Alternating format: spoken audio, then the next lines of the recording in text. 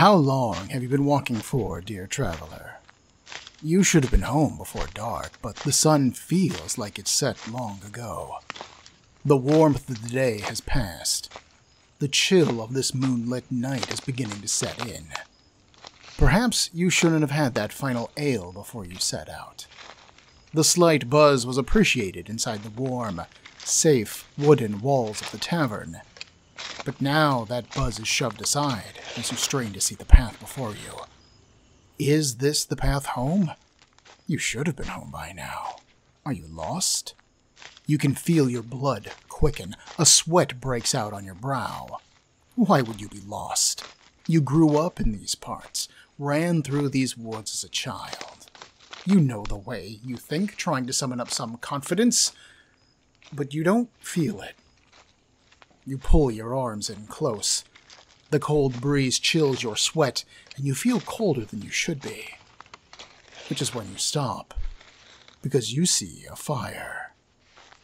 Or you assume it's a fire.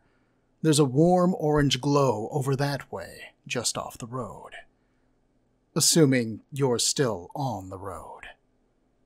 Part of you says to press on, that you're almost home. You don't know whose fire that is or why they are out at night. There was talk in the tavern that the Empyreans have been snatching folks from their homes, selling them into slavery for gold. But surely their reach hasn't extended this far into the Helian League. And, if you are lost, surely it wouldn't hurt to ask for directions. You could just stay by the fire for a moment to ward off the chill and then just be on your way. You'll be home in no time, and all the safer for it.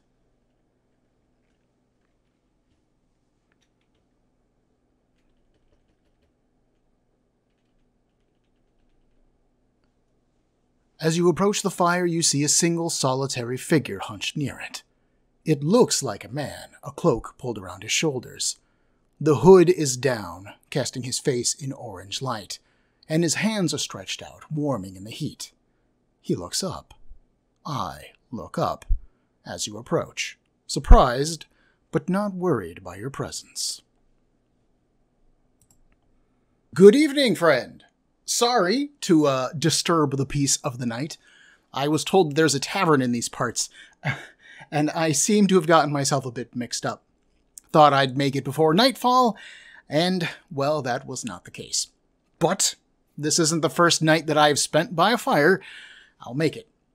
I do wish I had something hot to eat. I don't suppose you have anything food-wise. I don't mind sharing the fire if you don't mind sharing your food. But you shake your head. You do confirm the existence of the tavern, and point back what you assume is the correct way. Warm food would have been an extravagance, I suppose. I'll have to settle for tea. And I produce a small tin cup from near my feet. Carefully positioning a stick over the fire, I hang the cup for the water to boil.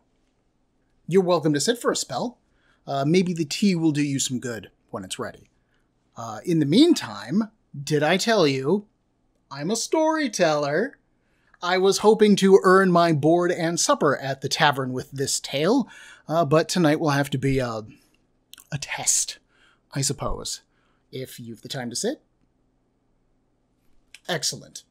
My name is Ben, and this is Comic Book Breakdown episode 29.1 of Taleweaver, the power of a good story.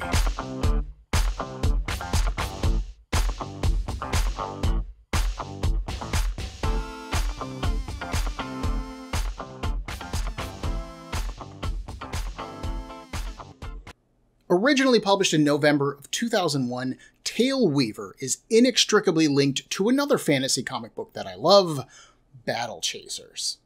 The 90s and very early 2000s was the era where I really started to explore the world of comic books outside of the X-Men comics, which is where I started my comic journey.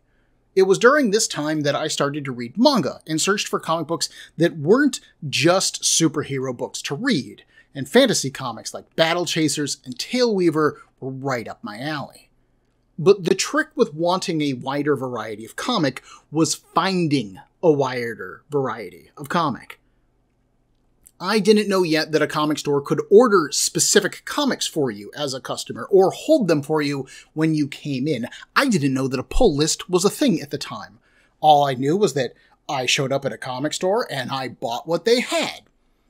My main comic store at the time, called Comic Book City, never, ever, ever got in Battle Chasers, so I was reliant on Wizard magazine to see the occasional bit of artwork from it. Except for one time. On a trip between my hometown of Geneva and the neighboring city of Ashtabula, my mom and I tripped across a new comic store. This was still when the internet was in its public infancy, and searching for comic shops was honestly completely unknown to me. So I was always scanning buildings as we drove around town, eyes peeled for a new store, because you never know. Maybe, right? The shop was set in the corner of a 2-story building. Like, literally, I remember the door being in the front left corner closest to the road. I went in by myself, and I looked around, and found Battle Chasers, issue 8, the first issue that I ever got of that series. And I found Taleweaver, issue 1. Both books appealed to me because of their overall fantasy setting and looks, but the books are incredibly different from each other. Where Battle Chasers is all bombastic, anime-inspired, energetic line work, Taleweaver is much more carefully rendered. The artwork is, in general, more realistic, its characters are more aged and lined, like in their faces, and the book is incredibly detailed. Where Battle Chasers is bright and fun, Taleweaver looks serious and epic. Issue 1's movie-style cover, with a group shot of fantasy warriors wielding massive swords and spears, dressed in Asian-inspired armor, caught my attention immediately, and I had to have it. Created by Brian Haberlin, Philip Tan, and Gary Mayoralgo, there isn't a lot of background material that I can find regarding this book online. I honestly didn't even remember Haberlin and Mayoralgo getting creative credits for this one. I only remembered Philip Tan, and that's largely because he has remained a pretty active part of the American comic book scene, like to this day active. So imagine my surprise when I was researching this book, and I learned that Brian Haberlin created the Witchblade character for Top Cow Comics. Witchblade is easily one of the most successful female comic characters in modern history. She's had an ongoing series going almost since her creation. There have been a couple blackout periods, but for the most part, she's one of the longest running female characters I can think of. She has been adapted into a live action TV show, which admittedly wasn't very well received, but it happened. That doesn't happen a lot with independent comics. And she has been adapted into anime and manga. Brian Haberlin is a talented artist in his own right, having actually been offered a job at Marvel Comics when he was just a teenager, but it's a job that he turned down because he didn't want to move across the country, and honestly, he didn't like the pay that he would have been getting at the time. He was also an early advocate for using computers to color comic books, which is how he met the teams over at Image Comics and started his career. I believe, and I cannot corroborate this anywhere, so it's literally just my theory doing some comic book detective work, that Brian Haberlin, Philip Tan, and Gary Mayoralgo very likely met while working for Avalon Studios. Avalon Studios was a short-lived comic company founded in 1999 by Haberlin and comic creator Whilce Portacio. For those unfamiliar, Portacio was a former penciler for Marvel Comics. He drew Uncanny X-Men for a time, and is perhaps most famous at the company for co-creating the character of Bishop. Portacio then left Marvel Comics and founded Image Comics with the rest of the Image 7. A variety of personal issues plagued Portacio around this time, though, unfortunately, forcing him to be behind in publishing his own comics, most notably the Wildstorm universe title, Wetworks. But, apparently, Portacio and Haberlin really hit it off when they were able to work together, and they enjoyed the process, so they went on to found Avalon Studios. Now, Avalon Studios only published a handful of comics, most notably Aria and Stone, and from then on, The only time Avalon Studios appears is when they did artwork for other comics companies, generally because they colored them. This is the earliest mention that I can find of Philip Tan and Gary Mayoralgo. Both of these men originally hail from the Philippines, which is also true of Whilce Portacio, so my personal theory is that Portacio liked their work and then hired them for Avalon. When Avalon stopped publishing comics, they were able to use Haberlin and Portacio's connections to Wildstorm Comics to then publish Taleweaver. Who came up with the idea for Taleweaver? Where did the idea come from? I have no idea. In the 22 years since I first bought issue 1, I have always assumed that Taleweaver was Philip Tan's baby in much the same way that Battle Chasers was Joe Mad's baby, right? But I have no proof to back that up, and every issue of Taleweaver, and there's only 6, so there's not a lot, but every issue credits all 3 men as the creator of the book, and there is no word from the creators on how they came up with the process or any of their behind-the-scenes material. I would assume maybe there's something in Wizard Comics at the time, because Wizard was the main source of comic book news at the time, but I'm not going to go and buy a year's worth of Wizard just hoping that maybe somebody mentions Taleweaver at some point. Internet-wise, I can't find anything on the creation of Taleweaver, and I'm sorry, but this is the best that I got for us. Strangely, the one person who helped create Taleweaver who is not given a creator's credit is Leonard Benog, the author, who is another creator from the Philippines. So personally, I think that Tan and Mayoralgo very likely came up with like the bare bones of Taleweaver's story. I think that they then got Haberlin involved to help them shape it into like a viable, intelligible concept, and then they hired Benog to either write the final scripts or to do the scripting over Philip Tan's artwork. I have no real idea, and I cannot state that enough, but this is the only comic book series that Benog ever writes, so it definitely feels like something that he was doing more as a work-for-hire project as opposed to his dream was write comic books, right? Hey everybody, it's future editor Ben interrupting my past self for a little minute here. As I was writing this episode and starting to do the editing for it, I discovered, or rediscovered, I guess I skipped over it when I was reading the comic because I just wasn't paying attention. That's how fascinating the reading is for Taleweaver. That's a bad thing to say before we even get into the comic. Anyways, I just wanted to make it clear that in the thank you page for Taleweaver, author Leonard Benog says, and I quote, "First of all, I would like to thank the readers for coming in and taking this journey with us through the world we created. There's more to come, and I hope you stay with us. This book wouldn't have been possible without the guidance and help of several people. Please grant me these few words to thank them. To Gilbert Monsanto for showing me a door I hadn't seen before and for being straightforward with all of us. To Whilce Portacio for helping me and the team realize our dream. To Brian Haberlin for the guidance I needed to make this book an engaging one for you. To my family for standing behind me always. To Bong, Joselu, and Dexter, dreams do come true, guys. To all of you I meet every Saturday at the Mega Mall, you know who you are, all of you. Thank you for helping me see the biodiversity on this planet. To those I haven't mentioned but should have, you know who you are. And finally, I'd like to thank God, just because. Stay with us on this journey through Halcyon. Leonard Benog." End quote. So I just want to make it clear that Benog very clearly does have an interest in this. I feel like there's a bit of snobbery and a little bit of dismissal when you say that something is work for hire. It makes it feel like the writer or the artist or the creator didn't care about the thing they were working on. And I certainly don't think that's the case here. I do think Leonard Benog wanted to write this comic, or else he wouldn't have been involved in writing this comic. That's the thing of being involved in the American comic book industry. You do it because you love comic books more than anything else. Nobody does this to get famous. Nobody does this because they think they're going to get rich. People do it because they love comics and they want to tell stories like this. And I do think that is absolutely true of Leonard Benog and the writing of Taleweaver. I'm just still amazed, puzzled, and mystified that Benog does not get a co-creator credit in the same way that Brian Haberlin, Philip Tan, and Gary Mayoralgo do.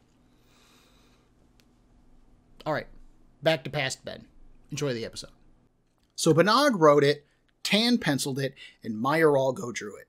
We also have colors by Avalon's Bart, again, a remnant of Avalon Studios making its way into the title. But what is this title, Ben? Enough setup and background. What is the book about? Taleweaver has two main narratives. The first that we're introduced to is General Ashur and his military forces of the Helian League. General Ashur is an old soldier and spends the majority of these issues in a military effort to take the Citadel. The Citadel is a massive walled structure that blocks the main routes to the west and protects the expansionist forces of the Empyreans.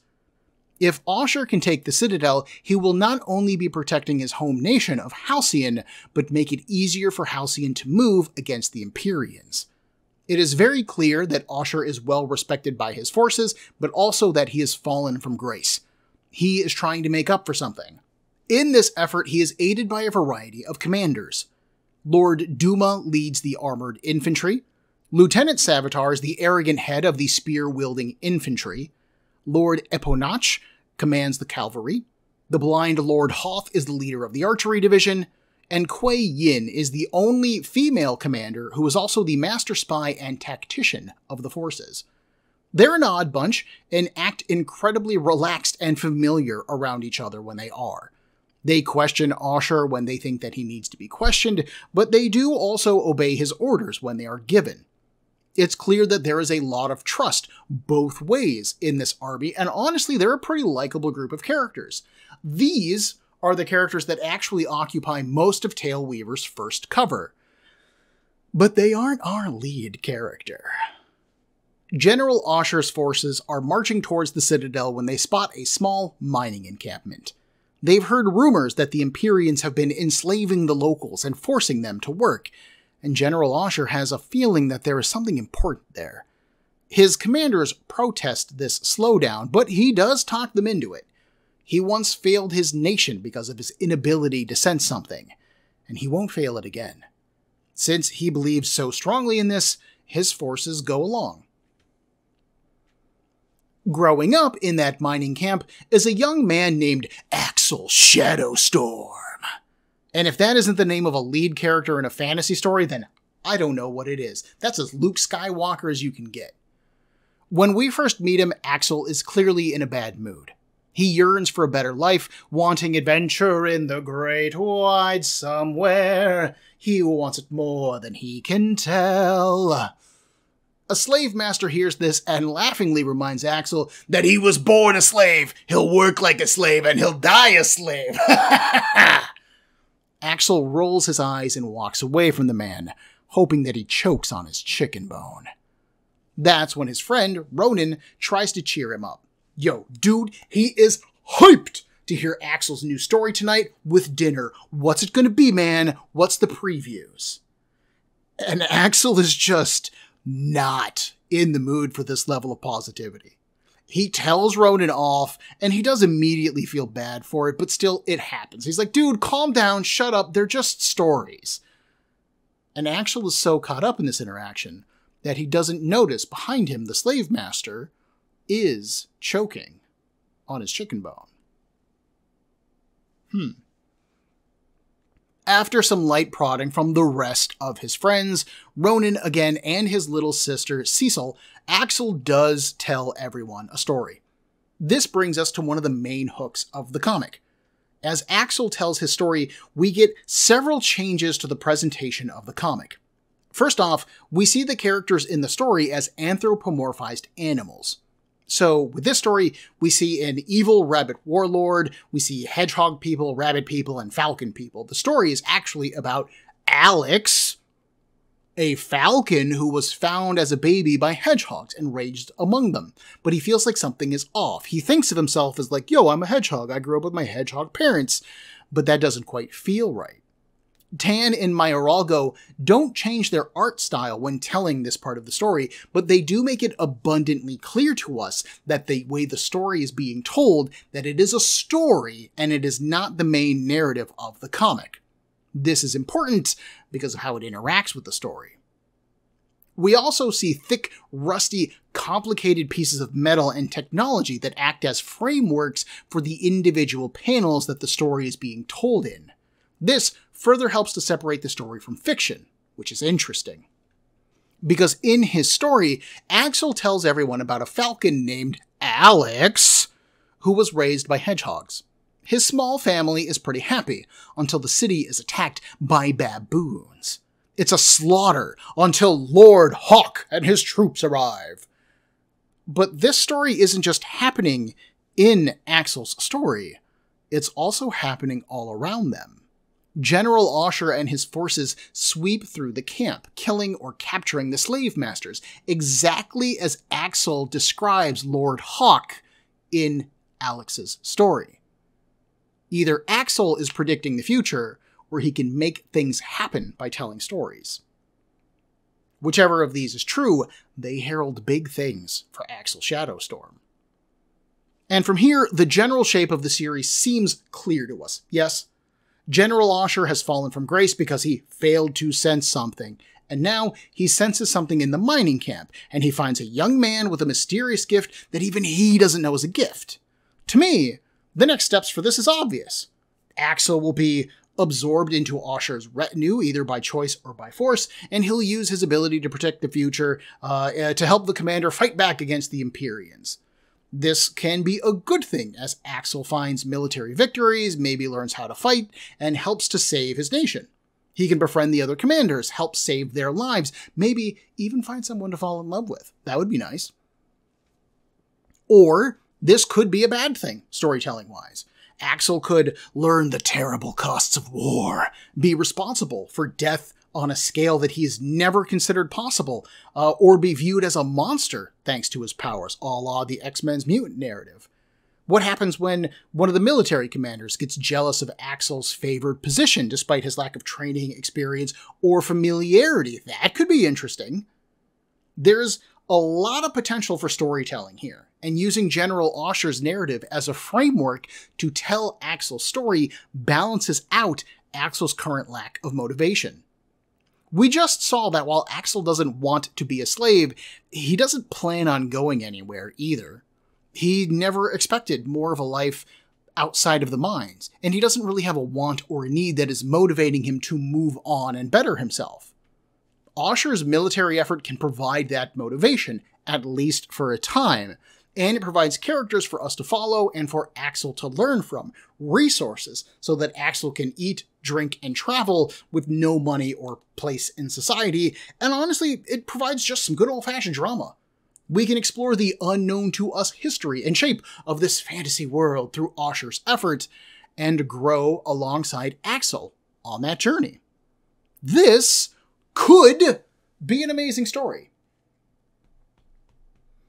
It could have been an amazing story.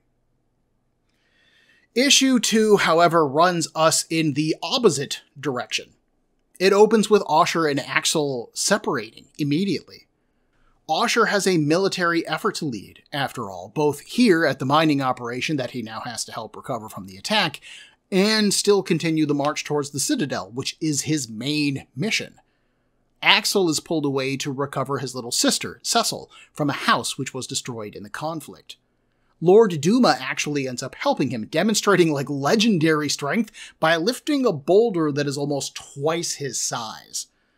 Duma commands that Cecil is to be treated by the military's medics and added to the caravan. The rest of the issue is then built around Axel waking up late to join the caravan and stay with his sister. He meets Ronan, who he does apologize to, but Ronan gets left behind. Axel catches up with Cecil, he continues his story about Alex the Falcon, and then they discover that Ronan has actually snuck back into the caravan by hiding in some hay. There is a brief epilogue to the issue, introducing Namtar, who is an advisor at the Citadel to its leader, its ruler, commander, owner. I'm not sure. Sometimes he's referred to as General Pontus, sometimes he's referred to as Commander Pontus, but he's a dude named Pontus, and he looks like some kind of royal or political figure to me. He looks more political than he does military. Namtar, however, looks like a bad guy. Like, he's got 100% Vegeta hair sticking straight up. He's got a nice black leather jacket. He's got a weird tattoo that covers only one eye. Like, this guy puts out main villain vibes all day long. Plus, his name is Ratman backwards. And I don't know if that was part of their plan or not, but I like it. Namtar advises Pontus that the blacksmiths should stop producing trinkets and plates and cups of gold and instead produce, I don't know, how about some weapons, my man? Because they know that the Hawk, which is General Ashur's nickname, the Hawk, is headed their way. Pontus, however, isn't worried at all. The Citadel has its walls, after all, and no one has ever breached them. After the pompous windbag leaves, Namtar curses and chats with his witch friend, a woman named Sigyn. Sigyn is generally physically attractive. She's pretty fit, wearing billowy pants, a Jasmine from Aladdin-style top, and her long brown hair is worn in a braid around a thick golden ring. Most notably, though, her right arm ends in what I can only describe as a monstrous hand. It looks like it's made, like, out of wood to me, but it has clearly, like, grown from her forearm. This isn't something she's wearing, it's a part of her.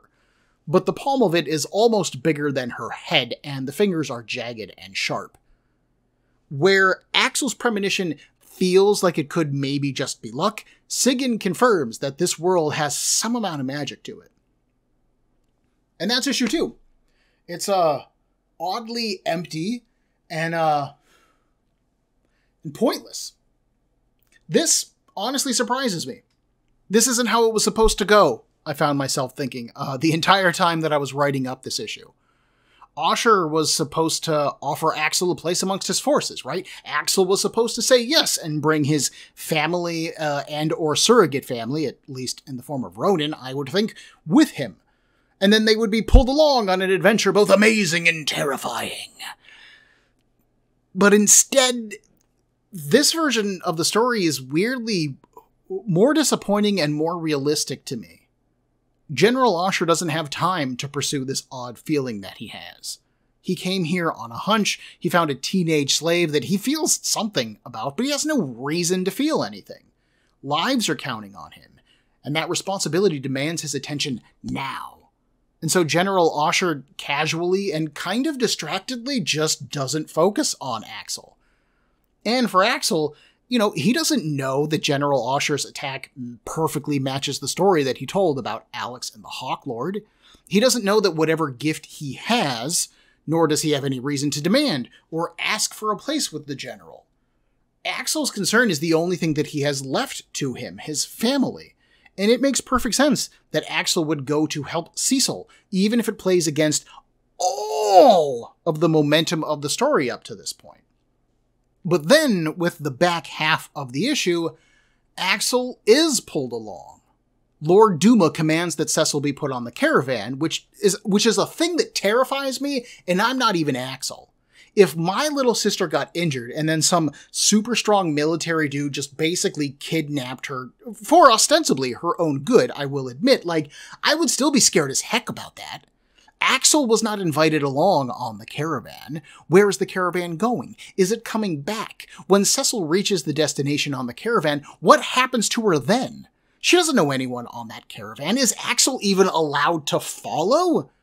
In the morning when he rushes to get to her, I kept asking myself, why does he even think that he gets to go along? Why does no one that is part of the military caravan stop him or question him? They just let randos hop on wagons? And if Axel wanted to go along with the caravan in the morning, then why didn't he just stay with Cecil through the night? Why even risk missing the caravan? If your only motivating factor is your sister, just stay there. And then the story does the whole bit where Axel apologizes to Ronin for being a jerk, but then the story leaves Ronin behind before he tags along anyway. Just what? What is this?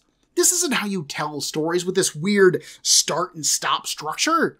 Why couldn't Ronin go along to begin with? And why do the military men of the caravan care that Ronin stuck on, but Axel got a pass? Why let one street urchin on when the other can't come? This fantasy world is completely unknown to us as an audience. This is the first time we're reading a comic set in this world. This is the first story we've ever seen about it. This isn't a tie into something. This isn't the comic book version of a novel or something. This is all new. We don't know the rules and expectations that the cast have to live within. This book should be teaching us those things. And while I appreciate Bonnog's general show-don't-tell style of writing, I don't know what this style is otherwise. Don't show, don't tell. In fact, make a big deal out of everything, even the most pointless of plot points. It's almost surreal how we go from something amazing, like Axel predicting the future and meeting one of the most accomplished military commanders of the age, to this utterly boring, unimportant, and contradictory bullshit. There is character work here, which is the closest that I can get to a positive for this issue. Axel apologizes to Ronan, showing that he is honest enough about his feelings that he is willing to admit when he's wrong. He finishes the story of Alex the Falcon when Cecil asks him to, both comforting her and hinting at the next step for Axel himself within this story. Because the Hawk Lord invites young Alex to join him, and Alex says no, his family needs to come first. The scene with Namtar at the end is largely to establish a villain, to put like a face to the Citadel and demonstrate why General Ashur is justified in his attack upon it. Pontus is demonstrably arrogant and short-sighted, more worried about looking like he can handle the siege more than actually handling the siege. Namtar thinks that he knows better, but he can't act on that strategy because Pontus holds him back. This makes Namtar angry and driven by his own arrogance. Sigyn, of course, looks monstrous and advises Namtar like Namtar advises Pontus, which makes it feel like Namtar is gunning for Pontus's job and Sigyn is backing him up. So it looks like there is infighting within the Citadel, where General Ashur's forces are totally loyal to him, following him even on a hunch. It's just such a weird sideways step of an issue. It's frustrating and yet fascinating to me. Issue 3 sees Axel and his party arrive at the caravan's destination, the city of Redfern, which served as the inspiration for the city that Axel spoke about in his story back in issue 1. It's easily the biggest city that either of them have seen, and Cecil tells Ronan and Axel to go explore. They bump into a big dude who is named Boltus, who they honestly expect to beat them up. They are, after all, used to being the lowest of the low. They grew up as slaves. But Boltus apologizes for the accident and actually offers to buy them lunch as an apology. Having not had good food in most of their lives, they take him up on the offer and he happily chats about Redfern's greatest feature, the Cathedral of the Bells. And here, Axel blanches. When he told his story back in issue 1, he was making that stuff up. Sure, he played off of the names of Redfern and the Hawk, but he didn't know anything about the real-world counterparts of those ideas. He was just telling a story. He was just making it up on the spot. Somebody said, oh, the Hawk Lord's invading a thing, and he went, oh, I'll tell a story about the Lord Hawk. Ha ha! He didn't actually think about the Hawk Lord being a real person, or actually being near him at all. But the Cathedral of the Five Bells looks exactly how Axel described it. Boltus tells him that it was damaged when marauders attacked, but if he wants a closer look, he can do that. And even that makes Axel a little nervous, because his story was about marauders attacking the Cathedral of the Five Bells. That's weird. Axel goes to visit the cathedral, and he runs into an older man there who is bald and wearing brown robes. We'll later learn that this dude's name is Gaius. Gaius chats with Axel, wistfully commenting that the cathedral used to be much more impressive. He remembers when the music of the bells echoed through the whole valley. It was said that if you saw the beauty of the cathedral, it would change you forever. Now only 3 of the towers remain. Axel blinks. Wait, I thought there were 5, he asks. Gaius smiles ruefully. Why, yes, there were. But the 4th and 5th towers were built so close together that many mistook them for one. Strange that you would know that. In my younger days, I would have given my life to defend it. Why, I once borrowed a horse and rode for miles just to make sure that my family was safe after such an attack. This jogs a memory in Axel. He excuses himself to the old man and heads back to Ronan. He asks his friend to watch over Cecil. He needs to go back to the mining camp. There is no one that he trusts more than Ronan. He's the only other person he knows at this point, and Ronan grumpily agrees to be left behind on this adventure, but I'm coming on the next one. Can't ditch me again. It turns out that Axel's father left something for him. His mother told him about it before she died, saying that he should open his father's strongbox when, quote, he is faced with questions that he can't answer, end quote. But that means sneaking into the stables, borrowing a horse, and riding back to the camp, which Axel does try to do, but he gets caught. Thankfully, Axel is used to spinning stories, so when a military captain catches him, he tells him that he's a member of this detachment. Sir? The captain nods, somehow buys this information, and assures him that Dalsifan won't mind him sending this boy on an errand. He needs a message sent to Lord Ashur, and this other boy, Turlian, will ride with him. And try as he might, Axel cannot find a way out of this job. So he and Turlian ride back to General Ashur's forces. Turlian, who prefers to be called Lion, chats comfortably with Axel as they travel. Lion is actually a student at the Academy, capital A, studying how to be a part of the military, and from Axel's half answers and unsure questions, he assumes that Axel is a student there too. As the pair reach the battlefield, they see General Ashur's forces assembled for their first attempt at the Citadel's walls. This allows Lion to teach Axel, and us, the role of each commander, how they handle their troops, and deepen our knowledge of how this army works. Up to this point, Ashur's commanders were largely just names and character designs, their specific roles kept vague because it didn't really matter at that point. But now we know, and one of the things that we learned was that Lord Duma is actually Turlian's father. Ashur's forces managed to defeat the Citadels, demonstrating their skills and how they interact to us. After the fight, Ashur lets the Citadel's forces collect their dead without harrying them. Lion and Axel find the general, and Ashur is amazed to see this random slave kid that he met a few nights ago back and healthy and somehow still part of this story. Good to see you, kid. But he holds on to that for a minute, allowing Lion to deliver his very important message. While Ashur is reading the scroll, Lieutenant Savitar leans very comfortably on Axel's shoulders, demonstrating that to Savitar, Axel isn't part of the military. He's not treating him formally, he is treating him very informally like he's just some dude. Lion notices this, and Savitar grins at the boy. "Ain't you that kid from the mines?" he asks. "Change jobs, I see." Axel starts to sputter. You know, it's a funny story, let me tell you. Caught in the lie. But General Ashur cuts him off.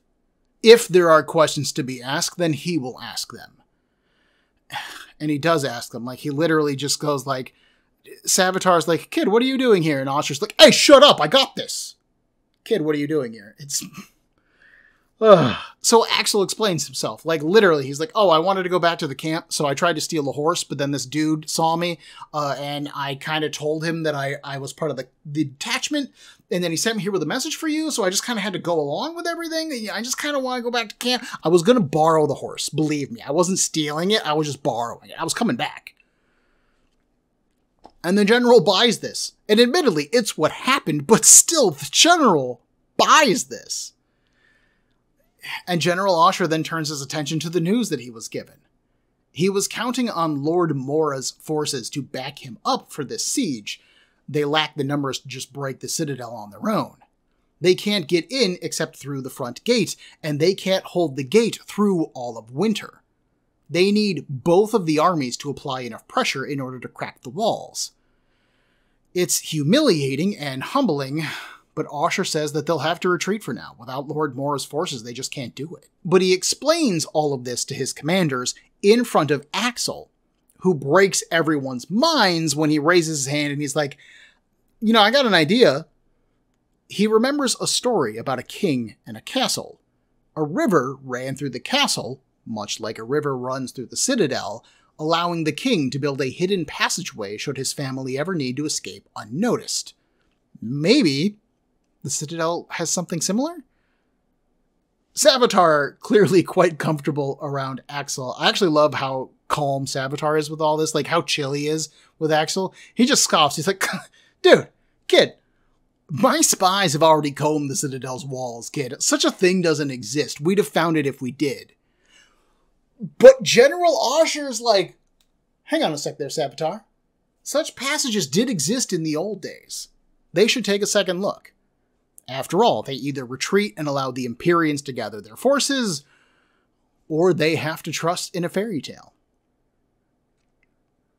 Which is a great hook for the story. This is the kind of thing that I wanted to see back in issue 2 of this comic. This is why I wanted Axel along General Ashur's journey. Ashur trusts Axel for no reason, and he just does, and every other member of Ashur's command doesn't share that trust. They shouldn't share that trust. This kid's a nobody. They've got no reason to trust him. Axel even suggests something that they've already done. They already looked for a hidden passageway. Savitar straight up says that, yo, we searched for a hidden passageway and we didn't find one anybody. And this slave kid, this lying, horse-stealing slave kid comes from out of nowhere so that a passageway might exist. And Ashur is ready to risk their entire effort on his story? That sounds insane to me. Why would anyone agree to this? But that's also the thing that's great storytelling. But the road to that bit of storytelling has just been so weird. Banog brought Axel and Ashur together, separated them, tried to have Axel go back to the slave camp, and then accidentally brought him back to Ashur? Wait, what is this? This is such a disjointed of a way to tell a story. Even the meat of this issue is more about us learning the makeup and role of Ashur's military force than Axel as a person, or his relationship with General Ashur. And I do have to admit that's kind of neat. Very rarely in fantasy comics do you see things like tactics or planning or military strategy actually come into play and be a useful story element. But at least half of issue 3 is about the battle itself. Unfortunately, the battle doesn't feel like it has any stakes, as Axel isn't involved, and we don't really care about anybody who's actually involved in the fighting, but still, it's not a bad idea. It's honestly the most interesting thing to happen in the entire comic. It is another example, though, of how strange Banog tells this story. Issue 2 spent so much time having Axel apologize to Ronan and then adding Ronan back into the narrative that I thought that he was going to be a main cast member, right? But no, we literally do not see him again for the next 3 issues. It honestly feels like Turlian is a replacement for the role of best friend in this story, and I just don't understand why. Clearly, he is a source of exposition, teaching Axel and us how the military actually works, but then why wait so long to introduce him? Issue 1 could have just replaced Ronan with Cecil, actually showing us the bond between the brother and the sister, and she could have been like, hey, you should cheer up and come tell us a story. And he's like, God, you're so annoying, you're my little sister, and I can't stand you sometimes, like right now. And then she'd feel bad, and then she gets hurt, and he's like, oh God, I feel terrible because I was mean to my sister, and then she got hurt. And then, after General Ashur freed them, he could have volunteered the medical services to Cecil and assigned Turlian to help Axel and also be his eye on this mysterious young man that he senses something about. We could have then been spending these 3 issues getting to know Turlian and Cecil rather than ping-ponging back and forth across the landscape, and it just feels like a huge waste of storytelling opportunity. Plus, Axel makes this huge deal about staying with Cecil in issue 2. It's the whole point of him waking up late, and he's like, oh, I gotta get to my sister. And then we befriend Ronan, and he goes back to him. But then the second Axel remembers his father's strongbox, he abandons her, and he doesn't even tell her that he's doing it. He just leaves. He goes, hey, bestie, can you watch my sister? Thanks, I'm out. And now the plot forces him back into the general area of General Ashur because it has to, because that's the story, so then why waste the time pulling us away from it? This book feels like a constant back and forth of Axel's life. It's like watching him pace in place. Nothing has changed. He hasn't grown as a character. He's just bouncing between Cecil and Ashur, doing absolutely nothing of any value. I do appreciate that Axel's gift as a storyteller, as a Taleweaver, remains such an important part of the book's overall plot and identity. That stuff is actually really great, and I love it. I do enjoy that Axel is having trouble accepting this part of himself. The denial of the call to heroism is a classic facet of Western heroic fiction, and it means that Axel will learn how to be a hero as the story goes on. Again, that's great, it's fine. I like the focus on military strategy, as it really helps sell me on the idea that General Ashur is a great leader. Like, we're told a lot of times, dude, that guy's credible. And then we get to see him on the battlefield, and you go, oh, okay, yeah, I get it. We aren't just being told that he is great, we get to actually see why he's great, and that is fantastic. And artistically, Taleweaver is such an incredibly detailed comic. This book goes against everything that I traditionally liked at the time as an artist, but everything it does so well. Philip Tan's faces are pretty realistic, and they're rendered well. They do get a little ugly at times because I feel like he's drawing ugly people, but he goes ham on the faces of the older men, making sure to put in plenty of wrinkles and shading lines, just very worn faces. He draws every piece of every intricate armor set. He even makes sure to put veins on the individual leaves of trees. That's insane to me. Who does that? Who draws leaves on their trees? You just draw like a green bush on a stick and you're fine. And admittedly, the level of detail that is put into this artwork could be the work of inker Gary Mayoralgo, but even if that is the case, it is still impressive just how far he takes it. Whoever drew every single line in these issues put in a hell of a lot of work, and I can appreciate that, even if it's not to my general artistic scheme. That's not to say that there aren't mistakes with the artwork, because there certainly are. Backgrounds sometimes don't exist in that classic anime/manga inspired art style, which does make it hard to imagine the location that the characters are in, or how they are interacting with it.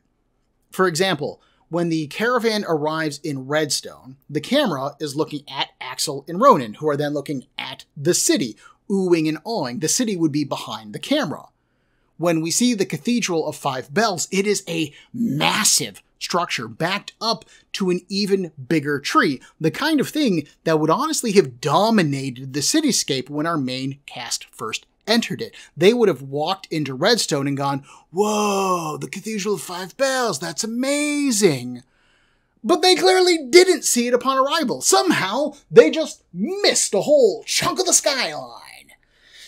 And it's either because of poor writing by Bnog, or poor planning by penciler Tan, or a combination of the two. Because wouldn't it have made more sense to have the boys be amazed at the cathedral? We see like a gorgeous 2-page spread of it, and then Axel be like, but I made it up. It can't be real. And then they would bump into Boltus because they're dumbstruck hicks, and he explains what it is and says that they can visit it, and then Axel does, and then the story goes on. That would have flowed so... Hello, Konark. Yeah, hello. That would have flowed so much better than what we got, and it's such a simple change. It's probably a big change artistically. You got to do a nice 2-page spread of the Cathedral of Five Bells, but who cares? Tan clearly put a lot of work into drawing the shot that we got of it anyways, just make it bigger. Similarly, when showing us the battlefield at the halfway mark of issue 3, the layout of the fight doesn't actually match Turlian's explanation of it. Tan does draw every dude who was on that field of battle, which is impressive as heck. I don't know if he just drew one figure in like Photoshop and then copy and pasted them over a bunch of times, or if he took the time to draw each an individual one, but they're there. What I'm reading about, what I'm looking at, it doesn't really match up. I'm honestly just left confused and a little annoyed. Like, who didn't... Like, if Philip Tan drew this and then Bnog wrote the script over it, Bnog did a bad job writing the script. And if Bnog wrote the script first and then Tan drew it, Tan wasn't paying attention to whatever it was that Bernard wrote. Like, it's almost like the two men worked in vacuums and didn't get to look at each other's work at all and then smashed them together into a comic book.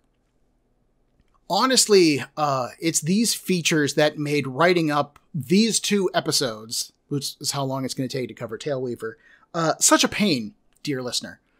I was really excited to reread Taleweaver for many of the same reasons that I was excited to reread Battle Chasers when I did that book. Because I love that book. And I wanted to explore that world and find more depth and share that love with you all. That's what motivates me talking about any of the books on this channel. It's either curiosity or love. But where Battle Chasers is able to kind of gloss over its uneven storytelling with just amazing artwork and sheer raw energy, Taleweaver keeps tripping over its own feet, both with its writing and its artwork. And while there is a lot going on in each issue, what happens in those issues is just Axel goes in one direction for an issue, and then he turns around and he goes the opposite direction for the rest of the issue before turning around to do it all again. There is good stuff here, but I won't lie to you, listener. You gotta work for it.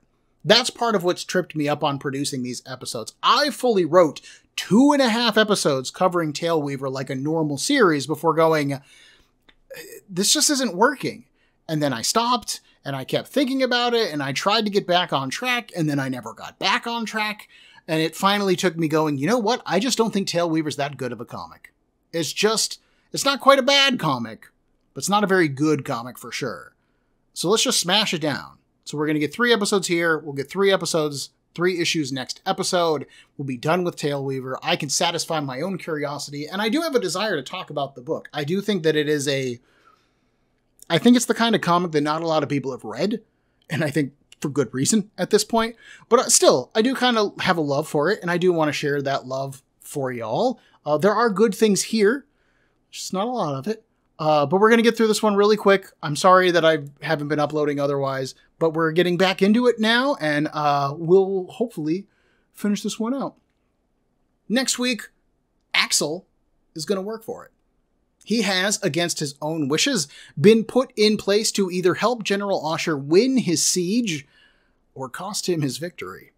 We'll see if Axel's hidden passageway is real, experience the military genius of General Ashur one more time, and learn both men's terrible secrets in Comic Book Breakdown episode 29.2 of Taleweaver. Great stories happen to those who tell them. If you enjoyed this episode of Breakdown, please make sure to hit that like button, and if you are not subscribed to the show, then click on that as well. I love getting feedback, and I would really appreciate it if you did so. If you have any questions, concerns, or would like to suggest a comic or a series to me, Breakdown can be found on Facebook, Instagram, and on a variety of podcast platforms, with links in the description for this episode below, as well as the email cbbreakdown@gmail.com. Thank you for your time and attention.